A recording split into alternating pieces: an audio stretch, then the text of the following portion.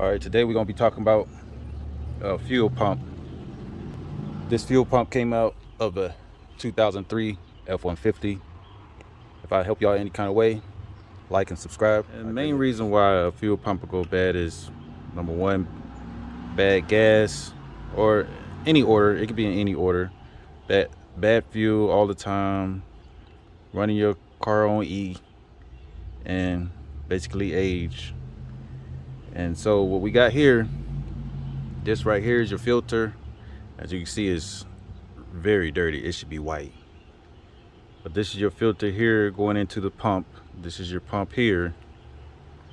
And this runs up through the line up to here, which is your high pressure side, becomes coming off the pump. And this right here is your return line going back to the tank. This right here is your float. It's all driven by resistance.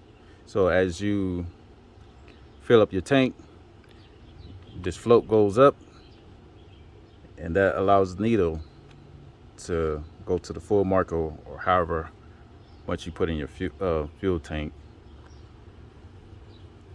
And it's not much to it. This right here is called your ascending unit, the housing part. This right here is your gasket. You want to make sure that you have that gasket in when you when you put the new one in, because if you don't, you're gonna get potential cold, because you got fuel vapors coming out. It'll probably be like an evap cold or some type of cold. It's gonna shoot a cold. So you want to make sure that gasket in here. Then you got your harness here, basically running to the computer. But that's pretty much it. It's not much to this. I did a fuel pressure test on it, and it was down to 20 psi, and I knew that wasn't enough. So kind of way, like and subscribe. I appreciate y'all watching my video. Y'all have a good day.